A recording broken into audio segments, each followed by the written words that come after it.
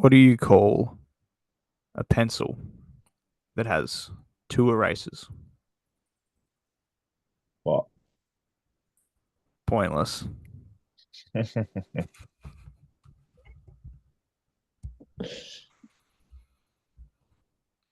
Just like the rest of this year for Port. Smash some glass. Here at the glass table, we're just like you. I like to play football, I like to watch football, and I like to talk about football. Yay! I like to play football, and I like to watch football, and I like to talk about football. But we do things a little bit differently around here. That could be a dream, Jared.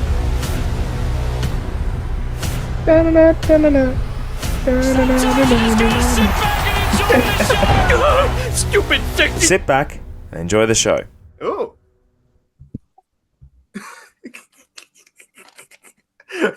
That can go in the video too. Welcome back to the glass table. It's episode 84, and I'm back from holidays, and JT's back from the Alice. So Yes. I guess we both had wins on the weekend. Port didn't Saints- play. Port didn't play, and the Saints got 4 points against the Beats. Wins all around.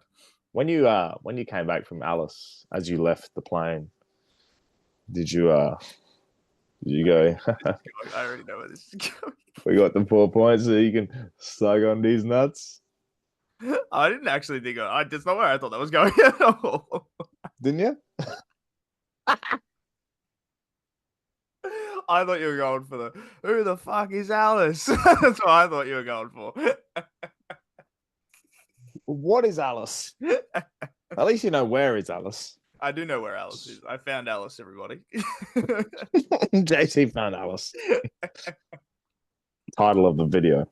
JT found Alice, absolutely. Anyway, how are you? Good. Yeah, as you said, got back from Alice at about 1 a.m. this morning, which was really fun. So we're running a very tired episode of the Glass Table here, and it's also very tired. Had not a lot of sleep Saturday into Sunday, and then we've just been catching up ever since. So we're definitely getting there, but feeling good. Good to have a win finally. Feels like it's been a very long time since that has happened.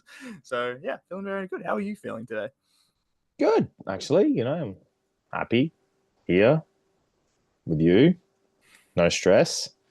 Port didn't play. Hair's growing back. Hair's growing back. That's Actually, no, always it good. got shorter, but you know. I know. Well, this is like a little side thing. Obviously, I didn't play footy this weekend, but you did. And not only did you play footy this weekend, you were rocking arguably the greatest look in the history of the game on the weekend. And I was saying before we recorded that I wish you'd have kept the handlebars for this because you were rocking the meanest toady from Neighbours handlebars that I've ever seen, and the glove. It was just everything was right. Everything was going right. I look like Nathan Carroll from Melbourne. Yes. Like I was real danger zone vibes. Yeah. Nah, it was shit. I genuinely loved it. I know you did, but I could dye my hair pink and call me Toby, and you'd still love me so much. So Yep. even though he's red, it's weird how things work. Eh? Toby Green is just not green. The guy. Tom Green is just even less green. Yeah. No. Anyway, it was it was handlebars. So we didn't win. Got pumped. I played minutes in the middle. Which was fantastic, by the way. When you told me that, I was like, that's amazing. That is just exactly what I like to hear. Yeah, it was. I would have had 6 touches, 3 clearances, and arguably one of the best players ever played. No, I'm only kidding. It was very difficult. I don't know how people would play in the middle. No, I only do it in the third. So Yeah. I don't know how I'd do it in a better comp. I walked straight in. Right, this is peak me, and I have no idea what the fuck I'm doing. Right, it's the middle. I'm either centre half forward or centre half back. I know what I'm doing at either end, to the most part. No matter where I played on the weekend, and it's actually an extensive story, but get into the middle, and I go up to the ruckman. I'm like, right, they've got their own messages and cover ups and everything to make sure that they know what they're saying when they scream out. And I'm walking in going, and they're screaming all these names, and I'm like, who? What? Anyway, they ended up kicking a goal after something or other that happened, and I've walked up to the ruckman and I've just said, you, there, me. Simple instruction. Did it work? Yes. Yeah, I'm glad. I'm very Yes. glad the story ends up with you getting the hit too, which is fantastic. Same thing happened. I went down back halfway through the second quarter. Alarm bells must have been ringing in the coach's box Fuck, put him because back. I've never seen the switch happen so fast. And it was like they got 3 or 4 goals up, and it was like, alas, back. I was like, righto. So I walked down there. And then everyone's starting to match up, and I walked down last, and I'm just Take Right. one of the opponents. right. You there. I look like I was bloody, at the airport trying to direct people through things. I was like, you go over there, you go over there, you go over there. And my last words, get me loose. You know how I get loose, JG? I get on the smallest of forwards. And I watch him run up to the contest to be an extra. You just go in that. And I'm just going, I know, fellas. I think I would have had the hottest 10 minutes of anyone on the ground. Just standing in the hole. Stand in the hole and letting it come to you. Yep. But unfortunately, it was a loss on Ladies' Day. It was nice to raise money for Catherine House, who are supporting women who are homeless and everything. So it was a good day besides the result for the A's and B's got up. So it was happy days. Yes, But absolutely. this podcast isn't about me, and if it was, we'd probably get more views. No, I'm just kidding. Anyway, we had footy, so my performance, while stupid sexy, wasn't nearly stupid sexy as some of the performances we saw on the weekend. Nice. Yep. Yeah. That was good. Matthew White actually suited his name, but that's all right. Stupid sexy. AFL player. Stupid sexy. Yes, You go absolutely. first. My one this week is plain and simple, and it's one that I've criticized this thing before, and I've questioned its purpose and why it exists, and now I realize, and I saw you tweeted about it on Sunday, and we spoke about this last week as well. The Cats West Coast game that began late on a Sunday night. Now, every other week I've really hated this time slot because I'm like, what's the point? However, I figure out the difference now. When you put it on Channel 7, national TV, all of a sudden it feels like you actually want to watch it. Channel 7 do Sunday night footy well. And I appreciate that. So I'm saying this new Sunday night slot that it is, give all of them to Channel 7. Let them have them all. I don't know what it is. It just felt bigger. Whenever I watch a game in Perth on a Sunday late, I'm like, don't care. Watch 2 quarters maybe. However, today I wanted to go back and watch all these highlights, and it looked good. Everything just looked better, and I don't know how to explain that. Maybe it was also the fact that West Coast looked pretty good out there, both playing wise and the jumpers looked nice, which was cool. I just think all the Channel 7, all the Sunday night games should be on Channel 7 from now on, because Channel 7 Sunday night games are stupid sexy. This might be one of your worst. No, I'm serious. How many Fox games late on a Sunday do people actually watch? But they start at 4:10. But not all of them, though. Some of them start at like a ridiculous time, a 6:20 or a 6:50 or something like that. Oh. Did you watch it? I ended up watching it back. That's what I'm saying. Watched it back. And I was like, yeah, it looks pretty good. But like, So you watched it back at 4:00 on a Monday? was like, yeah, highlights today. But I'm saying, I came off the plane last night and people were actually talking about the game. Whereas usually that Sunday game, no one gives a shit. Whenever anyone does anything at the end of the week, it's like, whatever. But everyone was talking about this Cats West Coast game. It was a good game to watch until the last 10 minutes, which basically just blew out. And that's because the Eagles ran out of juice and the Cats kicked more junk time goals than I've ever seen in my life. So, yeah, good choice. I'm about it. I'm about the Sunday night time slot. I never was, but I think it's growing on me. There's another I one. think marquee games. Yeah, there's Not another every one week. exciting. So yeah, that's the way to go. Marquee games and like. But the thing they do it for is long weekend. So like this weekend, long weekend. Easter was a long weekend. Gather around, not really a long weekend, but who the fuck's working on the Monday anyway? Everyone's gonna be there anyway. This was WA day. WA day. The next day. Yeah, I'm about it. That's fair enough, and I respect it. So I think the Sunday night slot should just be Channel 7 all the time. I'm pretty sure Carlton, Essendon will be. I'm almost guaranteeing it will be. Yeah, no, that is. Yep, all about it. I am. What is your stupid sexy of the week? Yeah, I like Jamie Elliott. Plain and simple. Plain and simple. Big Bill. Just somehow knows how to kick goals. We talk about Jezza Cameron just kicking bags for fun. This bloke's kicking, big bag. He's got 33 for the year.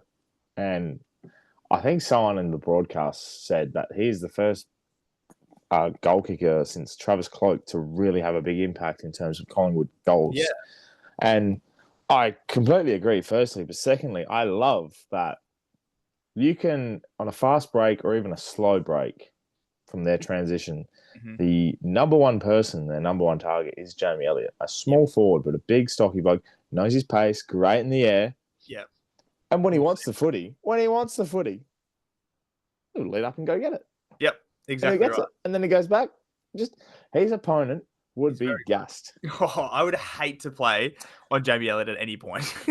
He just reads the ball well, knows what he's doing, can kick him from any angle. He never really was a strong goal kicker. No, but he's... But ever since he buried the Bombers... That's actually what it is. It was a turning point when he kicked that absolute dot against the Bombers that year. And then I think later on that year was when he buried the Blues as well. Yeah. he's had a fair run in the last couple of years, Jamie. I completely agree. One thing as well that Collingwood do better than any team is, and it would be like a coach killer in a lot of other situations. It's the kick over the top. Like, everyone's always like, lead at the footy. You got to lead at the footy. Jamie Elliott's really good at just pushing back and letting them just bomb it over the top because he knows that, like, the Dacos boys are going to hit him. They're a good enough kick that they know how to weight it properly.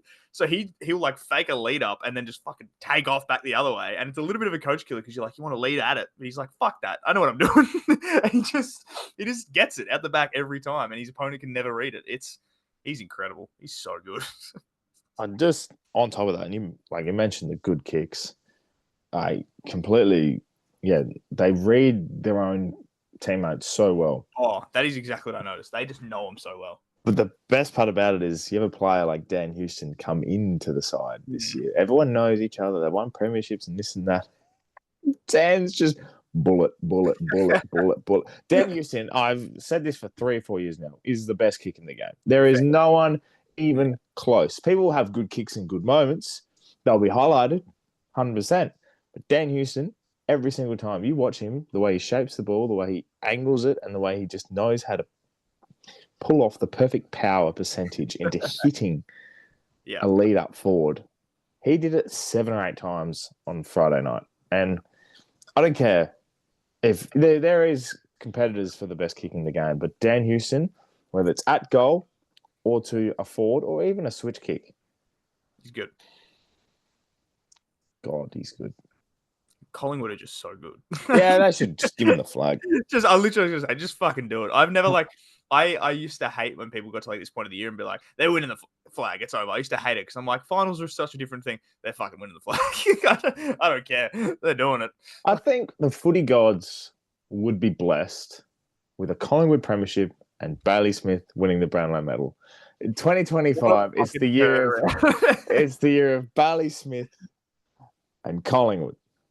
Like, imagine the two. Just, I don't think the people on social media, the footy fanatics, or anyone would be able to fully cope with those two. Everything would melt down. Everything would literally melt down. The party in Melbourne across the weekend, flying over. It would be even better. This is what the AFL wants. I guarantee this is what the AFL wants. The AFL wants a Bailey Smith Brownlow into a Collingwood Geelong grand final. They want it. They fucking need it. They are fiending for it, and they're pretty close to. Do you know? They're almost the AFL's best case scenario. The worst case scenario, and the game would be good. Yeah. and this might be just personal opinion, but Collingwood, Adelaide.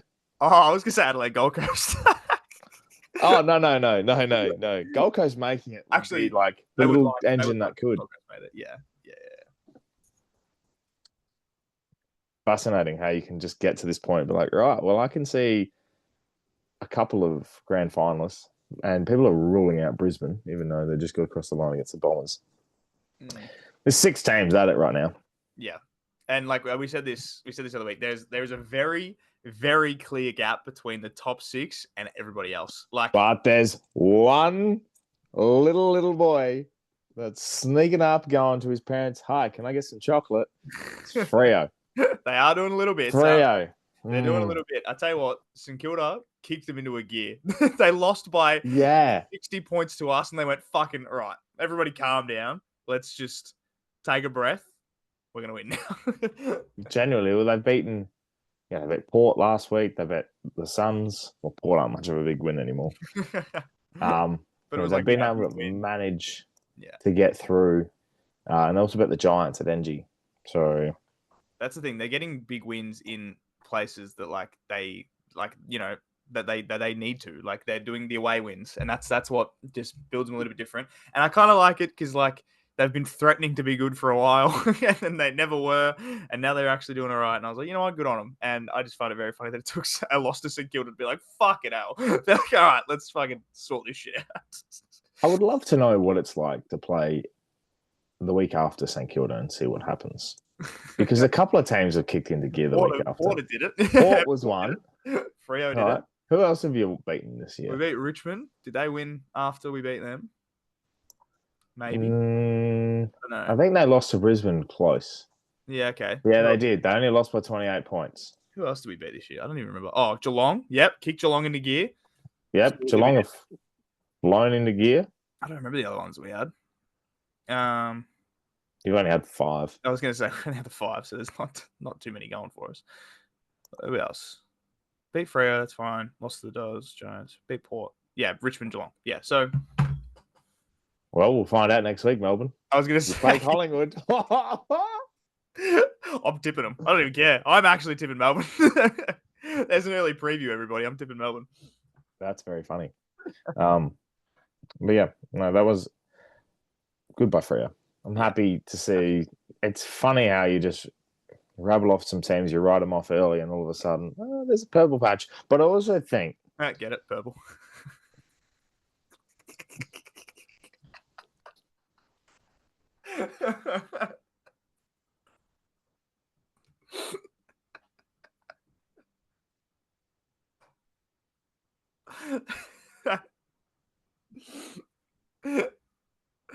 But you also think didn't even pick up on it. Normally, I'm very, very quick too. I got it this time. Yeah, well done, well played. That was very, very good. What I was trying to say is, I think there's teams in the realm at the moment that have either peaked too early, are peaking in the middle of the year, but not going to peak at the end. And there's teams that are going to time it.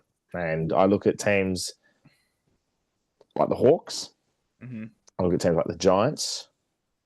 I look at teams like the Dogs, who are starting to build into that peak era. I think the Crows have been in that era, in that sweet spot. The Lions haven't been they were good early. Yep. Fumbled. The Cats are the one consistent side, which they are every year. They always just find something. Yeah, I know they've lost to St Kilda and they lost to Brisbane after leading at halftime, but I look at them and I go, they've had some big wins. They just know what they're doing. Like, they've had some massive, massive wins this year. They beat Adelaide in Adelaide, which was a great game, and that was, I think, the first game gather round. Fantastic game there. They beat the Pies at the G, which is always hard, and we've seen how good Collingwood have been since and before, and everything like that. They win the games that really, really matter. Beat the Hawks. They're there, Geelong, and they're always there, and it's very annoying. I completely agree. So the teams that I've lost to, obviously the Saints, the Saints are just weird. They've obviously beaten they lost to the Giants, which is a fair game. Their last run has been phenomenal. They've beaten obviously the Eagles, the Dogs in that high scoring affair. They smashed Port. Then they lost to Carlton. So they do slip up. They do slip up, but big moments, big games, big opportunities, and they're the most consistent side at it. You know, it's a big moment in a big game. The ones in September. So if they are in there, you can almost always back them in to be either winning it or they're playing in a prelim final. Yeah, I think at the very least they're playing a prelim again. I mean, what a prelim weekend. You just have Brisbane, Collingwood, Geelong, Adelaide.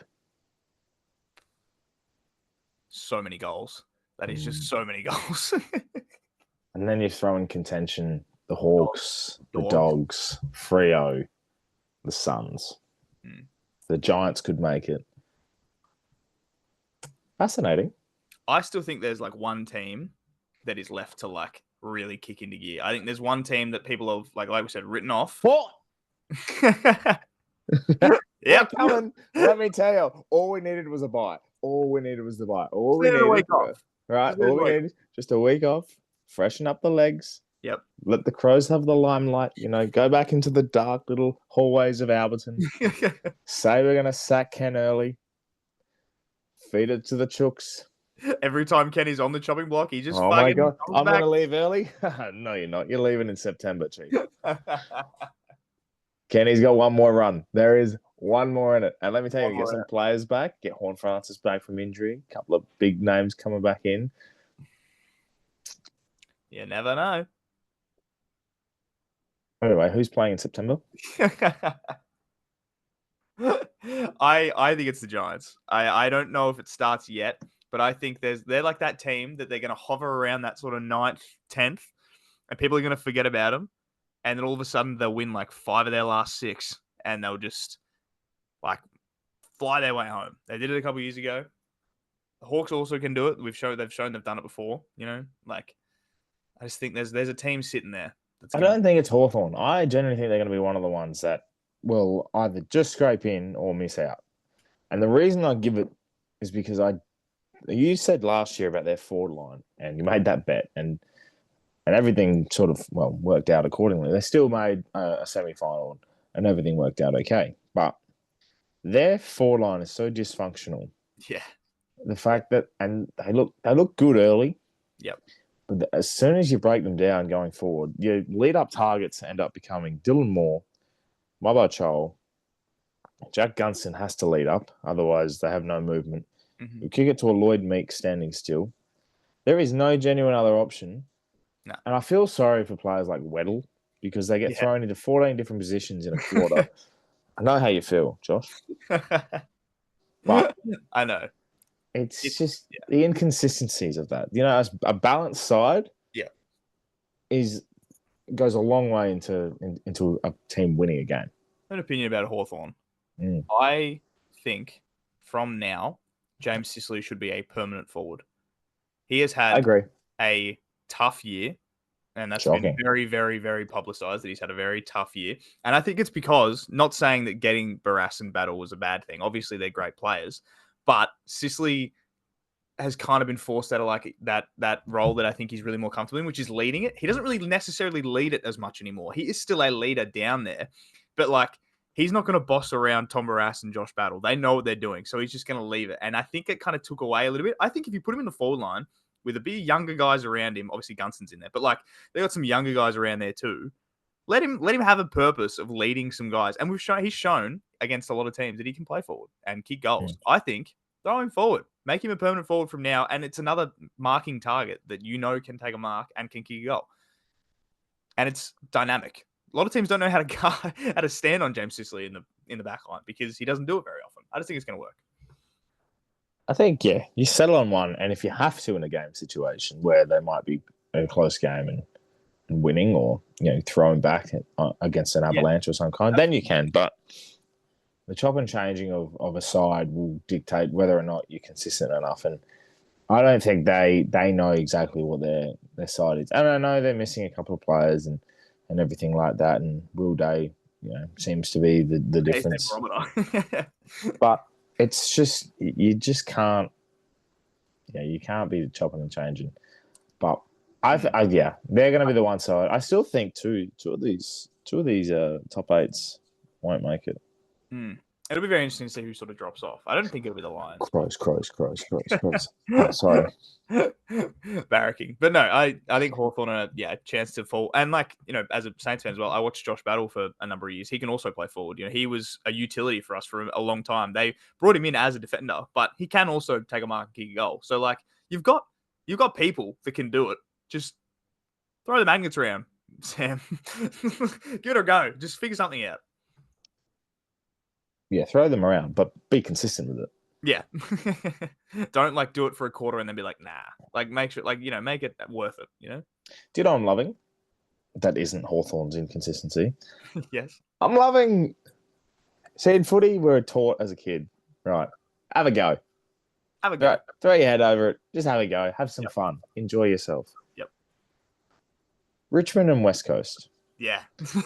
Definition. I know they had tough losses and close losses on the weekend. 43 points or whatever the Eagles lost by does not summarize what that game was. They played amazingly. They were free-flowing. Every time the Cats got away, they just clawed it back. They were phenomenal. The Tigers, they were up by 6 goals at one point. It's the definition of having fun. If I'm a Richmond fan or a West Coast fan, all right, we lost those games. But I can watch them back and I go, far out, we look good in these patches. Have a bit of consistency about it. And holy hell, you're going to have a massive difference in a couple of years where they're fighting for 8, 9, 10, 11 wins, or Richmond could be playing finals again. They're fun. They're both those teams are what bottom sides should look like because they do it very, very well. They're not North. They're not Swans. They're not Port. These are the sides that do it very, very well, and they're having fun. I also think it's very funny they were dressed the same on the weekend. I think that's really funny. But anyway. Yeah, there's a bit of DNA about that. But also, there's something in the black and yellow. Something in the black and yellow. But you're absolutely right. I said, I think, after round one, I think, when Richmond Carlton, and I said, that win alone brings members to games. And now members can go to games not expecting to win, but they just want to go and be like, look how fun this is. I bet Richmond fans coming out of these games be like, how good was that? How good was that win? How good was that game? We didn't win.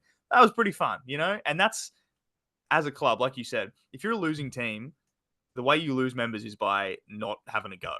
And you lose your fans, you lose attendance by just sort of failing at that hurdle. Whereas Richmond and West Coast, the reason they can continue to get pretty good crowds, especially West Coast, is because they just have a crack, And West Coast have at times over the past few years not had a crack. And I have been here and said, what are you doing? But they're finding this sort of DNA and they're finding the right mix. You can actually see talent there now, which is kind of cool.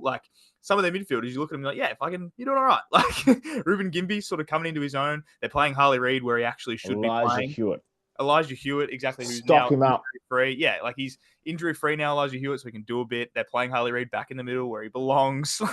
They're doing the right things again. And it's just what makes it exciting. They have actual people running around. And I'm like, actual people. you can be a fan and be like, yeah, I see where it's going. I see talent here. And it's cool. It's cool to watch. I love it. And I'm thoroughly enjoying the work of those two teams. Yep. They are fantastic. They're not a rabble. Don't say that. Sydney will get upset. Let me tell you, right, when I saw it, and I posted it, I was going to say, I think you're I made the graphic for it. Yep. And I was like, this is a bit interesting. Juicy. I don't think it's worth an apology, right? Oh, God, no. Can we just sit here for 5 seconds and just oh, yeah, well, you're not going to... If they're just saying... Malira said it was a rabble. They look like a rabble in the quarter in particular. That's what he said. He said on the field, they looked like a rabble because he didn't call them dog shit. He didn't get on radio and go, fuck, those cunts suck. He didn't I would fucking love it if players did that. Unbelievable, right? But I would be all over. Imagine he going didn't up do that. And be like, oh, yeah. Yeah. Found it quite easy. I wasn't puffing as much in the second half. Fucking suck, dude. He didn't say it. He just said on the field, the way they were communicating with each other, they felt like a rabble. I can't believe he was forced to apologize for that. What the fuck? It's just, it's crazy how we as a football community are so, we're all larrikins in different ways, and the culture of football is. I like to think what stuff like this is what we do around the glass table, or just being able to have comments like local footy. Yeah. It's the definition of why do you have to marginalize what we can and can't say? Well, Like what's the benefit? There's obviously a line, but like calling a team a rabble, okay, doesn't matter. And apologizing for it. You just beat them by 90 points. You can call them whatever you want, to be honest. Like, I don't get it. Yeah, that was a strange headline to come out of the week. And yeah, I just can't believe he was forced to apologize for it. Like, it's just... I love this stance on former players in this, because you have fans like us and people that are either former players of the Crows, or the players that have predominantly come out and said this is nothing. Yeah. Players like Jack Rewalt coming out and say, like, when you were beating up teams in 2017, 18, 19, there's no way you weren't thinking in your head. You weren't just thinking, far out. We played a pretty shit Gold Coast outfit there. Holy crap, North were terrible. Might have kicked 12. They're definitely a rabble. Like, come on. You obviously thought it. You just didn't say it on a radio show, Jack. It's, and this is part of the media thing. We spoke about Kane last week and everything else. I loved how Kane is always sensationalizing. This is a bigger part of this. Is the sensationalizing of things that aren't needing to be. Like, it's just like players coming out, or former players, or people in the media coming out because they need for 5 minutes. Oh, I would love my photo on the thumbnail. I'll put my little headshot right next to big quotes, and then it goes out. It's the same shit as earlier in the year when Jack Higgins, in an offhanded, funny side remark where he didn't mean any harm by it, said, "Oh, and I don't really like Adelaide," and it just fucking blew up, and everyone was like, "What the fuck?" It's the same thing. It's just people getting outraged for no reason. It was an offhanded comment about how he just wanted to play COD with the boys in the hotel room. But no, they turned it into this big Jack Higgins versus the state of South Australia thing. And it's like, no, it's not what it's about. My God. Fuck you, Jack. No, I'm just kidding. Well, it depends which Jack, really, in that situation. It's stupid. I don't understand why people have to. I get it. All right, he said the word rabble. Rabble's like, yeah, whatever. It's fine. Anyway, if you want to find something on a quote graphic and actually make it make sense, right? You can do that with anything people say. It's stupid. Oh well. You know what? It is what it is. Footy media need things to talk about, and it allowed us to talk about it again. So, it's fine. You know who else has been in the media? Hugh McGluggage. Oh, yeah, yes. So, I guess we should talk about Hugh McGluggage. Nah, just kidding. We did ask a question last week about the small forwards, and this led to JT having the fantastic idea today at about 3:00 to say, hey, we should do our top 5 locks for all Australian, like we did last year. I don't know if we got any right last year. I don't remember. Yeah, I don't remember what we. I think I might have had Hogan in there at the time. Either way, we did it last year because it came around, and it's happening again already. And I'm even gonna say that I'm doing it as well. Every year at about this time, all of a sudden, 100 AFL footballers are locks for the Australian team. Everyone's like, he has to be in it. And I'm like, all right, let's just everybody calm down. He's not an absolute lock. He's a chance. It's not a lock. Just be careful though, because you don't want to outrage people. Oh no, because you don't want to be like you want to throw the wrong name in a question. I'll be able to quote graphic by tomorrow morning.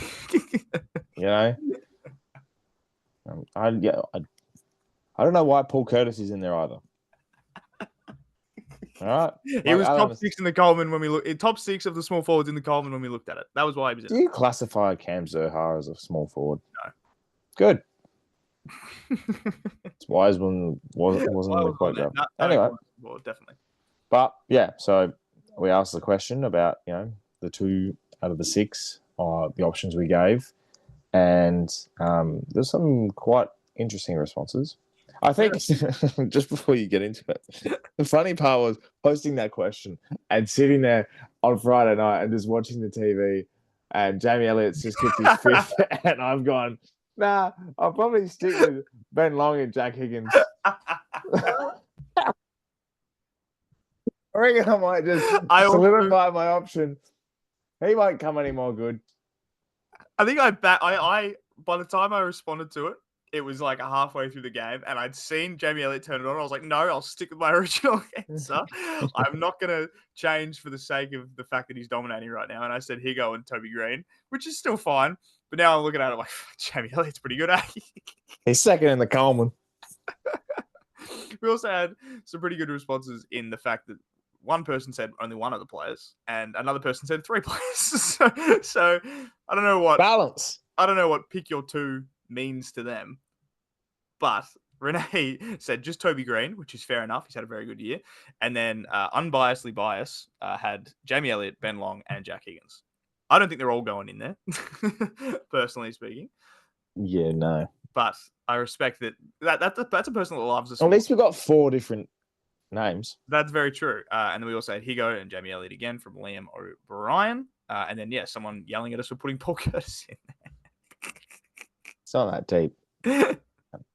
Not that deep. It's oh, well. Is what it is. But now that we're out of it, is Higo still in there for you? Yeah. Still in there? Yeah. I think what will come down to it is goal tally. Yeah. I look at the Suns on the weekend, and it's like, I know Ben Long's probably been the most consistent. The consistent one, but I think we get shadowed over the first 6 rounds all the time when it comes to All-Australian form. So a little bit of recency bias on it. It's going to be who ends the season well. That is exactly what it's going to be. If the Suns miss the 8, and you've got a choice between them or Ben Long and Jack Higgins, I think I'm just going to take Jack Higgins. Just because it's like he's probably kicked more goals, He's probably kicked 50, but compared to Ben Long, he's probably got 45. Yeah. And that'll probably be what it comes down to. Unfortunately, I think that's the way they go about it. They kind of look too heavy into the goal tally and not everything else. Like Ben Long isn't just kicking a lot of goals. He's also just doing really well everywhere else. Like he's providing a good aerial target. His pressure is really good. Like it's all these things, but I don't think they put enough thought into it. Never do. We've seen it year after year. Yep. But that's why we sort of led into the aspect of All-Australian locks. And Hugh McGluggage obviously had an outstanding game on Thursday night, and I love the way that he plays. It's not so much contested work, but you just watch. I watched him for a good. He's very, very smooth. Smooth McGluggage. Yep. I like that. That was good.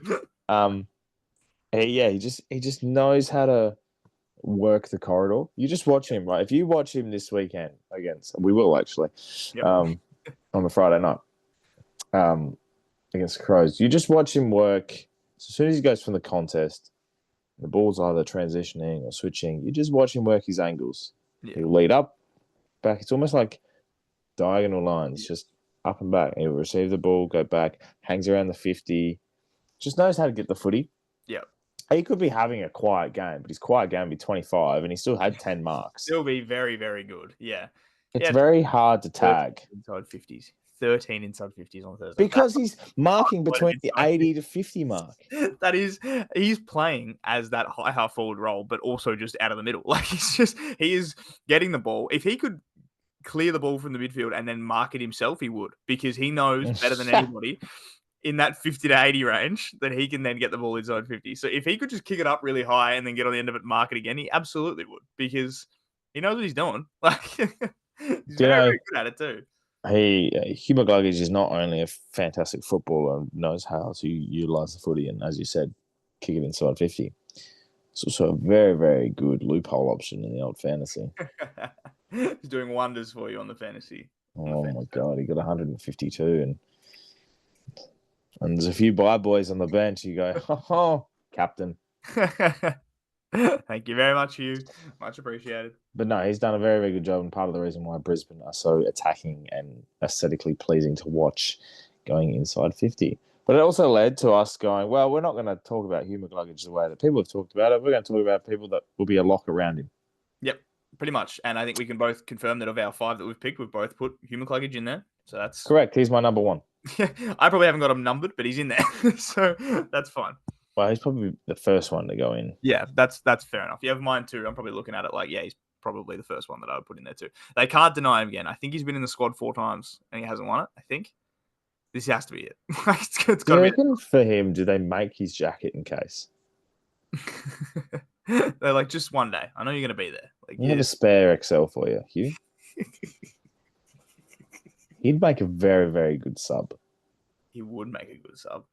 If in all of the All-Australian squads that he hasn't been in, if they needed a sub option, he'd probably be the one. Because you could just put him on at any point and he'd have an impact. Around this 50, 80-meter mark. He's a big fan. Oh, that heat map.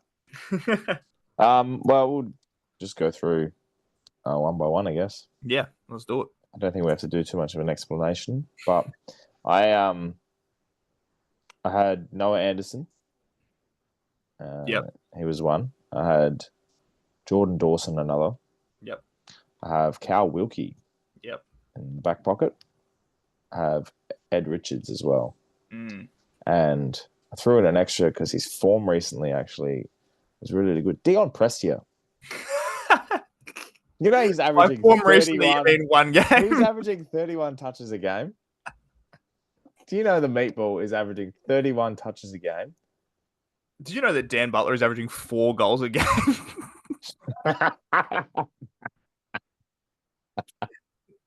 Dion Prestia. Put him in. Dan Butler in an All-Australian slot. Is Where that are like we? 2017? 2020, 2017? But look, I'll give you like Dion Prestia, right? Season average versus career average right now. He's elite in season average. He has 31 touches. Career's only 23. He has 15 kicks for the year so far compared to 12.2 on an average, right? 16 handballs on average compared to 11.5. Fortunately, he's below average on marks, only 2 average per game compared to 3. But he's up on tackles. Yep. 5 to 4. Clearances, elite, had 7. Averages 4.6 for his career. Fantasy points, 111 on average compared to the 85. What a man.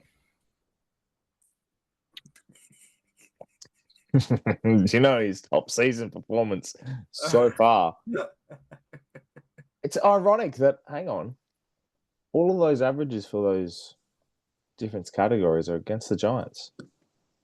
Just loves playing the Giants. Mm. Just big fan of playing against the Giants. Big meatball. That's a big sound. Yep. I laughed hysterically when I wrote that down. I'm just imagining a fucking meatball rolling down the streets of Western Sydney.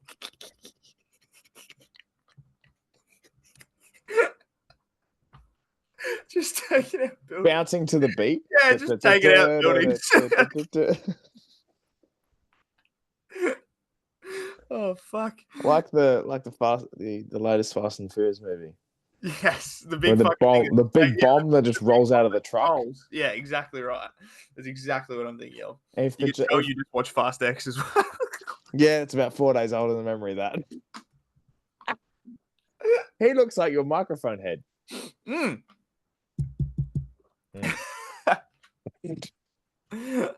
Put him in. But no, I like your picks. I think they're good. Should I round them up for you? Because that was a while ago. Yeah, go again.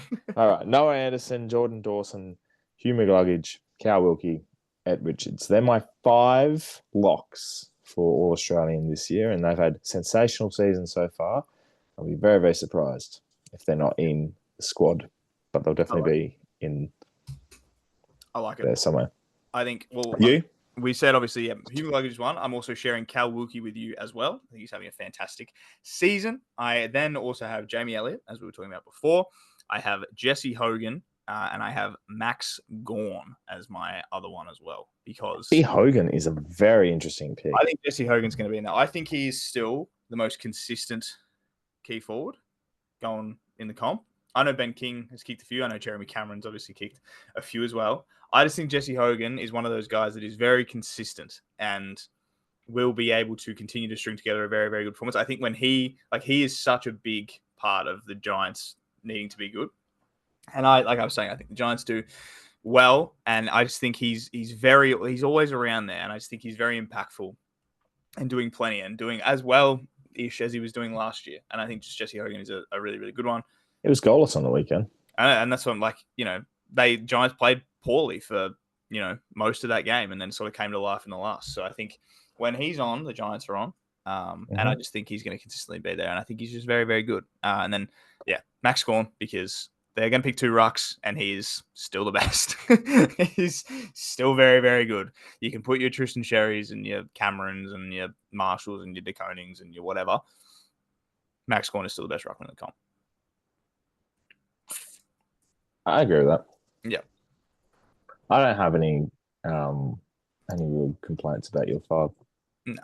And then, like you said, Cal Wilkie, I think, has been probably the best, most consistent key defender this year. And then, like we said, Hugh McGregor, Jamie Elliott doing what they do best. Yeah. What's your stance on Jeremy Cameron? I think he's very good. I think he's incredible. But as in an All-Australian selection? I think he will be. I didn't want to pick him for this because, we've said about it, and I've seen a lot of it over the last sort of day. He's very good at kicking goals when the game is dead, just about. So do you? I think it weighs it a little bit. Do you think? Now I sit here and I go, all right, well, 38 goals for Jeremy Cameron. A lot of them have been big bags in junk time. Do you pick him at the selection? Do you go, oh, Ben King, 32? If he wins the Coleman, Jeremy, then you have to pick him. I think it'd be stupid not to pick the guy that has kicked the most. Riley Thilthorpe. Thilthorpe I do love. I just think he's Fogarty been a little bit less consistent. Fogarty's been a little bit injured. But 27, 28 goals.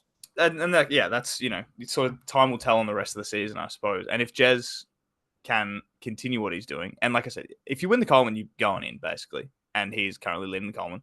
But, I just think, I love Jeremy Cameron, I always have, but he is very good at pumping the stats up when he needs to, and when he can.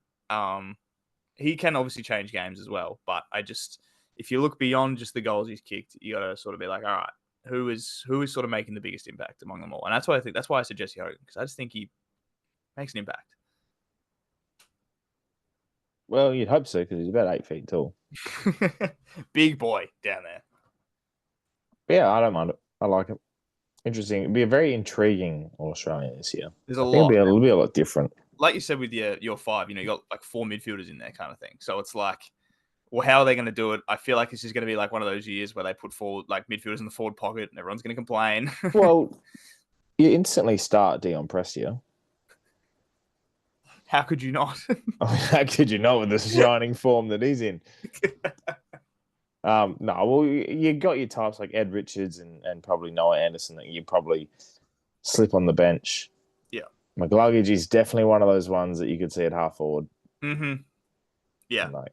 Or on a wing. They'll put McGluggage on a wing if they need to. Jordan Dawson's another one that you could probably see on a half forward. Yeah, for sure.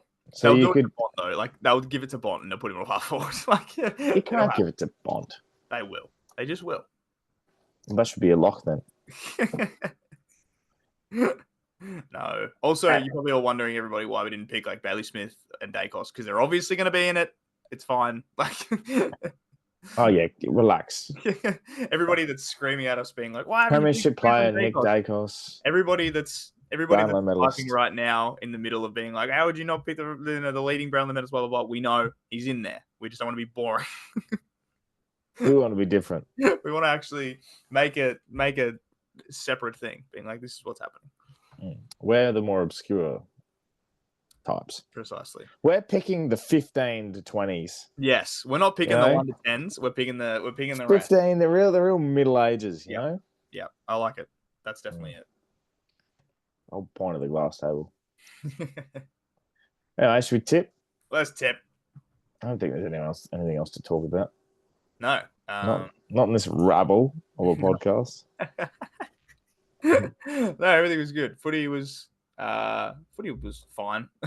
Where again, buy rounds are a bit of nothing. Fuck, I hate buy rounds. They're generally the most pointless thing. Now, all right. What would you do with the buy round? Would you I have would one give round? everybody a week off. Oh, Everybody thank a week God off you're on the same for the page. year. Play anything in the middle of the year. Just I reckon, and a lot of part of this, is due to the full on nature of footy. You know, we're already in round 12. Everything's been full on. So many controversies. We've gotten to a point in footy now where it's a week by week analysis and scenario. It's not a year thing. It's like there is a controversy this week. yeah. You know, last week, the week before, there's just so many different things that pop up and then they're gone within a week, right? That's what footy has become. It's not a long-standing investigation or issue. They're done, dusted, and we're quick with it. Footy needs a media blackout.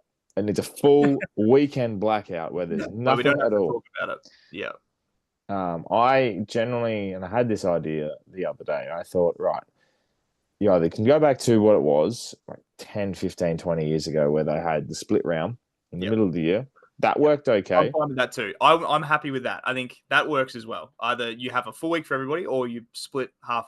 Just do it over 2 and that's fine.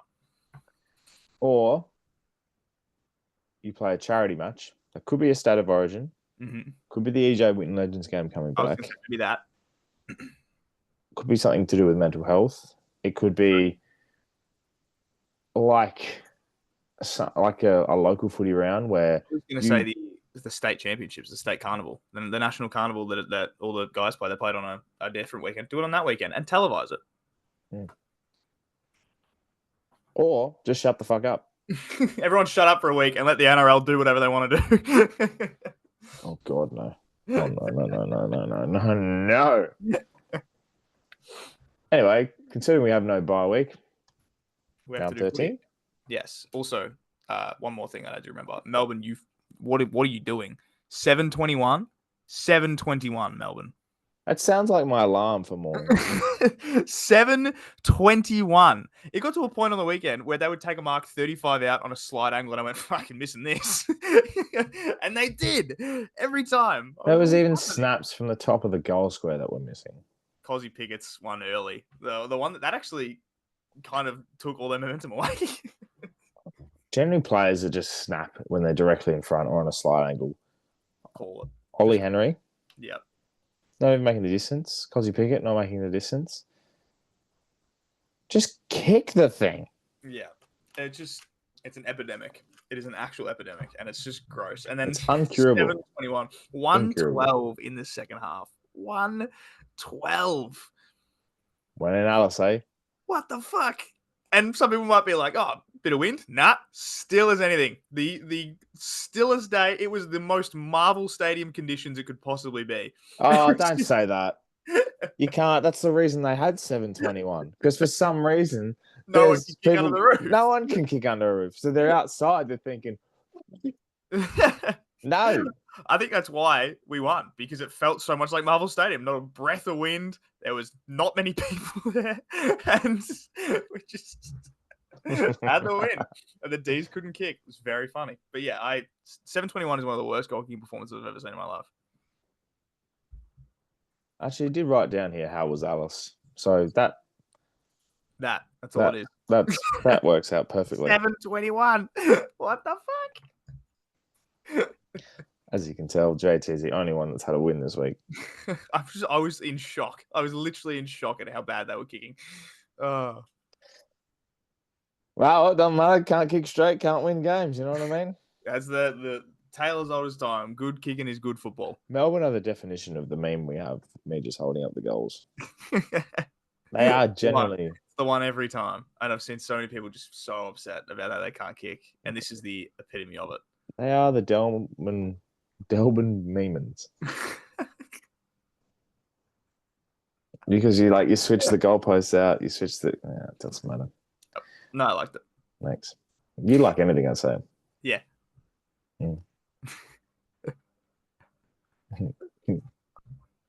Kinky. Anyway, let's do some tipping. Yeah. Last week we had, I think, one person get 6. Yeah, and Bombers. Dimitri H getting 6, which is it's impressive. Well, considering it was 7 games. Pretty good. That's Yeah. why I was saying pre-thing. I got like a notification before, but it was like, great tipping. You got 5. And I was like, what do you mean? I got 5. And then I realized it was only 7 games. And I was like, it's not bad. I got 4. I'm in dire straits. I've made my way back up a little bit. I'm back into 15th on the old. I'm generally just going to copy you. I think I'm well behind. Where am I?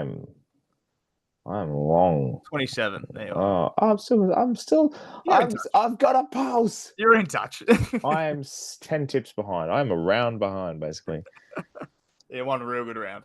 But that's okay. We'll make it up this week. So well done to Bombs, who's on 6 and currently leading is Geordie 577. Scotty T still sitting in second. That bloke just holding on second like it's the last thing he'll ever do. He's hanging around. NATO's been there. MRL from PA is 74. He's come up a bit. I was going to say he's kind of snuck his way into the. Baz's Ruse lost a bit of momentum, but he's still sitting there. A lot of fives. A lot of fives. I look at these names and I'm just thinking, interesting. Isaac will like this. Jeffrey, my man, is sitting 10th. He'll like that. No other reason other than me saying his name. Fair enough. And you're 15th. So, yeah, happy days. Sticking around. Like you always do. Anyway, so round 13, kicking off with the Dogs v Hawks at Marvel on Thursday. Now, you give me this matchup a month ago, and I'm fucking mouth-watering. I'm like, how good's this? Fucking gonna be an unreal game. And now I'm like, man, the Dogs are gonna kill them. Yeah. See, I gave the Hawks the benefit of the doubt last week and thought, right, they'll bounce back. They looked yucky. They did look yucky. Will Day is a massive barometer for that team. Do you know, this is the problem with being a footy nuffy, and you believe in some things more than you believe in others. And I still have that belief in Hawthorn. It's almost like I don't want them to be shit. I'm like that, but with Sydney. I'm like, I have faith in you, Sydney. You can do it, and then they never do it. I'm like, fuck. So, and I've done it for Port for the last 25 years, you know. Saints as well, so yeah. I'm tipping the Dogs. I'm also tipping the Dogs. I'm tipping them by 21 points. Oh, I had 25. Oh.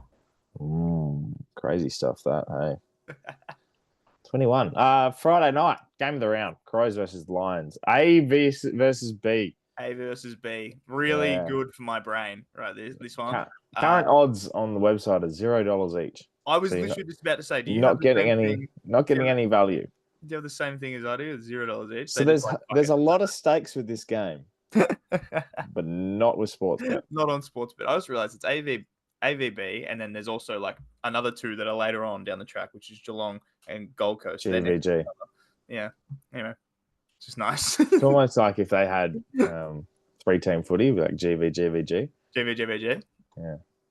That'd be good. or a team that has started with a Y, and you could just put them in the middle and be like GYG. GYG. Oh, burrito. Adelaide will be with Lions. They will, yes. I also think Adelaide will win. Now, this isn't riding off Brisbane. This is purely a home factor for me.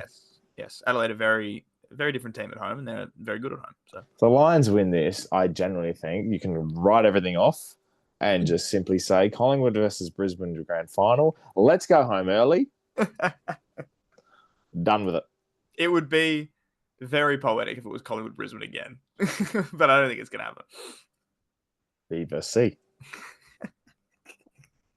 Nice. Saturday, 12:50, 1:20, I should say, because I'll be in that time zone. Melbourne, Victoria, bitter. Richmond, Sydney. So some people know, but we're obviously going to be together this weekend. And when we picked this game, it was almost like it'll be a piss take. It'll be a piss take. Something we can have to a do few on a Saturday beers. afternoon, you know? We don't want to be stuck at home all the time, that kind of thing. And each week has just been building and building and building. And now it's pretty good. Now it's almost game of the round. There's actually going to be a pretty good crowd there, I think. Yeah, it might be a little bit showery. A little bit. I don't hate it. Aesthetically pleasing as well with the Very colours. aesthetically Whoa, we'll get that in a second. Don't worry about that. This game screams autistic footballs in the best possible way. in the most amazing way possible. 4 or 5 beers, watching 2 average sides at the G with 30,000 people, little bit of rain. It's my favorite genre of football. My favorite genre. And I'm going to be football. there.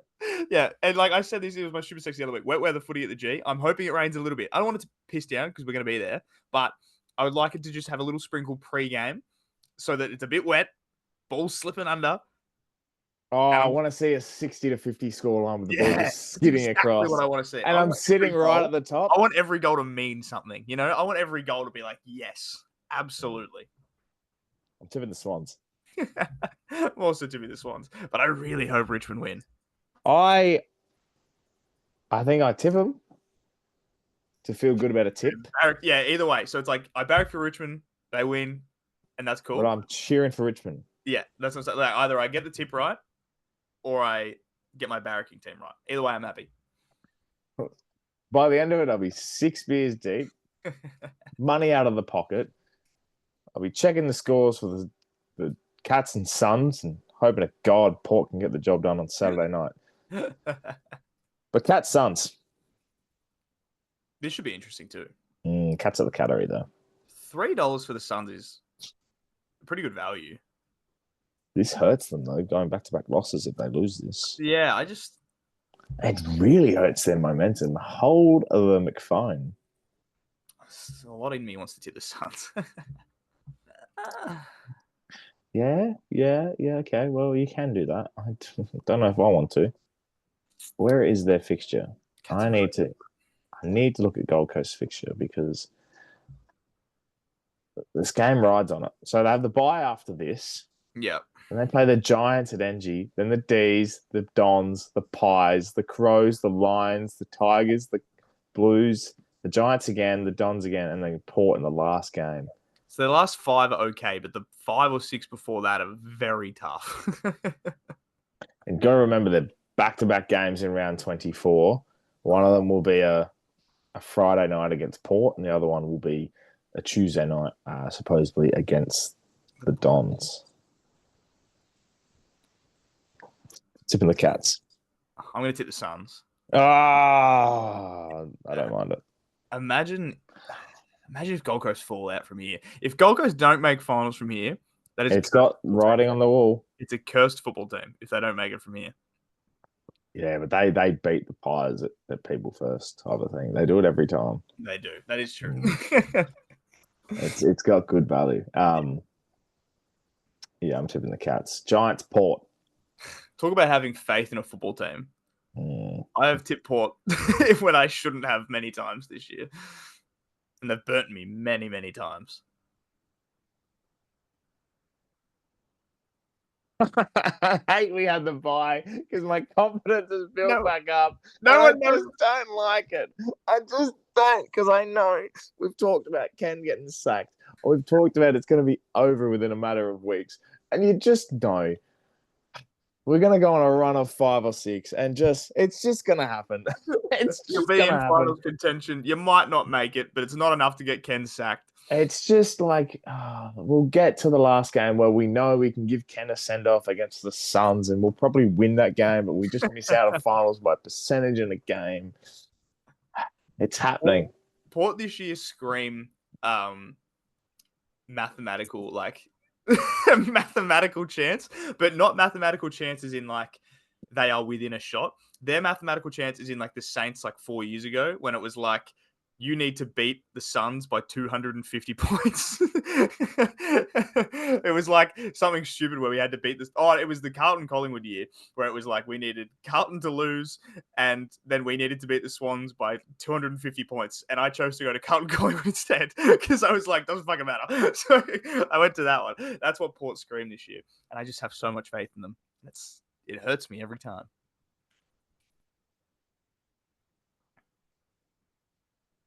Bloody hell, Port Adelaide. Why? I'm tipping them. Yeah, so am I. Power. In Canberra. What's the COD game? Is it Warfare? Modern Warfare? Yep. What's the one with the fucking circle called again? That comes in closer and closer. I can't remember the name of it. Fortnite. No, well, it's also yeah. Let's run with the Fortnite thing anyway. Yep. All right. So Port Adelaide are basically like Fortnite, right? Right. You'll like this. This is a good comparison, right? Port Adelaide are like Fortnite, right? Yep. They will be out of the circle. They are heavily damaged. Yeah. But somehow make it. Right? And then it closes in again and keeps getting bashed and bashed and bashed, taking shots from everywhere. And that's their mathematical chance, just coming in closer and closer and closer. And eventually you get to the point where it's like, can't keep doing this anymore. Put them out of their misery. Somehow they keep making the bloody circle. I'm tipping Port too. Yeah. I have faith, my boys. I have faith. I'm back. I can feel it. I just know. I know it. You know why? Because it's going to be a perfect week. I'm going to watch the Swans somehow get the job done against the Tigers at the G in the pissing rain. It's going to be a miraculous win. And then all of a sudden, I'm at some place watching Port and going, we're going to do it. And I'll be with you the whole time. I'm going to be cheering them on with you. And it's like, oh my God. It's like the perfect weekend. We're going to do it. And then we'll wake up after all of that. Really, really, really big. Really? I don't even want to talk about this game. I don't even want to think about it, to be honest. I do, because I think, and I reckon I know, I reckon LA Knight's going to win Money in the Bank. You got me. You absolutely got me. Well played. Yep. CM Punk gets screwed by Seth Rollins. LA Knight wins. And the West Coast Eagles win too. They're cashing in. They're cashing in on North Melbourne's home game. Yep. And they're going, no, this is actually ours. This is ours. You're in my state. I'm doing this now. Thank you. Yeah, I'm tipping the Eagles too. I back them. Yep. What a weekend if the Eagles and the Tigers get up. Eagle and the Tigers win. Port don't win. All of a sudden now we're calculations for Wooden Spoon. Bottom three. Anyway, Carlton Essendon. Ooh. Screams shit game. This does scream a horrendous game of football. I'm very surprised Carlton are heavier favourites than what they. So am I. Essendon gave a real shake at Brisbane. Both coming off. I mean, Carlton come off a bye, but Essendon are coming off a 9-day break as well. Last time we saw Carlton, they were getting pantsed by the Giants, so that's fun. Oh, I don't know who to tip. This one is very tough. I'm going to tip the Blues just because I think they have more talent. But there is every chance that Essendon win this by 7 goals. I'm with you. A memory that I have of this game is Peter Wright, I think, just tearing it up at one point. I think there's one of these games in one of the past years, Peter Wright decided to take the piss. It could have been the year before last year. It was the year before last year. I think Peter Wright decided he was going to just be amazing. I think he had like 6 from 6 touches or something like that. It was something ridiculous, but yeah, it could have been it, or it could have been another one I think they had. But yeah, and then yeah, I'm going to go the Blues too. And then the last game. Oh no! More than a game. More than a game, as the footy show would say. Yep. It's more than a game. Melbourne, Collingwood, big freeze. Few have been announced already, which has been good. Tubby Taylor's going to go down there, which is going to be very funny. Ariana Titmus as well. Mm-hmm. A couple more is around the mark too. So it's going to be a very, very good day. It will be. Very excited about this. Very, very excited until about quarter time when the Pies are 8 goals up. See, I don't know, man. No, because if the D's won on the weekend, I would almost tip an upset. But the fact that they sucked Kick 7 goals, 21. If they even miss 4 behinds on the weekend, they're losing this one by plenty. So, Yeah, I really want to tip the D's. Like, I really do, because I can just feel them, putting in a pretty good contest. They won it a couple years ago. It was a really close game as well. If the D's win, it'll be by like 2 points. It'll be so close. They're not going to win by like more than a goal kind of thing. they're covering the line. Yeah. But if the Pies win, it'll be pretty comfortable, I think. So I'm going to tip the Pies. But if the D's do win, it'll be by, like less than a goal. Yeah. I don't see them winning. If they do win, Good on good for us. them. Fantastic for us. Big freeze. Good Yeah. game. I'm very excited. I've never been to a... No, neither have I. Actually, wait. Have you? I'm trying to figure out if I worked one. I don't think I did. I don't think so. No, last year's track broke his ribs. I was at home. Year before that, it was a close game. D's won. I was at home. No, I don't think I've been to one. Oh, this will be exciting for us. I'm very excited. Good times. It'll be very, very good. And yeah, we're very keen. So it should be a fun day. Absolutely. And we'll be wearing these among 75,000 other people. You will not be able to spot us. I was going to say, don't be look for the guys with the blue beanies, because that's everybody. Everyone. Everybody in the entire stadium will be doing it. Where are they? It will be funny though, because you'll try and spot both of us, but you won't, because either one of us will be at the line. And there will be a line. There is a lot of people at this game, and it's a Monday, which means for some reason drinking beers on a Monday just feels a little bit better. So there'll be a few people out there. Feels a little bit kick the bucket type deal, doesn't it? Just like, oh, I'm ready to go. Yeah, right. What's open on a Monday? Somebody let me know. Studies do show that if you see flashing lights, that you will be drawn to them. Jackpot. Bull Yeah. Anyway, make sure you donate. No, that has gone into the year, which is great, and that's it from us. We'll see you there. Wait. Wow. The colours. I was waiting for you to segue in, but now we just got an awkward pause. I'll just say wait instead. Yeah. Hold the fuck on. All right, run you through very quickly. Welcome to Stupid Sexy Aesthetics. Dogs, Hawks, Marvel, Roof Closed. Good. Thank you. Precision Football. Yeah. Crows, Lions. Don't like it. Rule it out. Richmond, Sydney, 30K at the G. A little bit wet. Ponchos. Very good. Like Hello. Suns, Cats. Well, you can never really tell down there, can you? Good though. Still Aesthetic. good. Oh, they're wearing pink this week. They're wearing pink. I didn't know they were wearing pink. They're I'm wearing. so glad I tipped them. If I hadn't have tipped them, I would have changed my tip here and there. I saw it I'm just glad I before. tipped them. They I'm glad I tipped them slapped it. Yeah. Yeah, they're wearing pink. I forgot about that. Shit. All over it. Yeah, all over Changing my tip. it.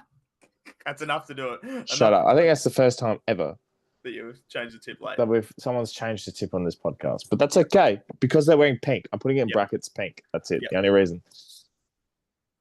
Giants Port. Well, Good. works. Good again. North Eagles can work. Okay-ish. But I have no idea how it's going to look at Hands Oval. I don't even know what Hands Over looks like. So It's like in Celestials where they are. they're playing on fucking Tiamat's hand. if you kick it through the thumb, it's a goal. I don't know what it's going to look like, but on the field, that'd be fine, probably. No, not really. Carlton, Essendon. Too dark. And this one's always really good. These Pies, not because of the colours. About to say. Yeah, it's good because colours on the ground are pretty good. You know, the blue and red go right against black and white, but every single person in the crowd is wearing light blue, and it looks good. Yeah, the limbs on that is sensational. Oh, yeah. Yeah. Give me a limbs moment at the G. I'm about it. Yeah. I think I'll take Jack Ross kicking his third to kick the sealer in a game in the wet with 30,000 in the ponchos, though. I can't wait. Seth Campbell breaks out the back, kicks a dribbler that doesn't actually dribble, it just skids. And it just slides past Tom McCartan's hands. Like it's like this far away. Let me paint the picture better for you. Go. It's a skidding bull race versus a bull and Nick Blakey. And he doesn't quite get there. The lizard chasing his dinner. And he misses it by this much, and the Tigers win, and everything's happy. Football's good. And top it off, Port win.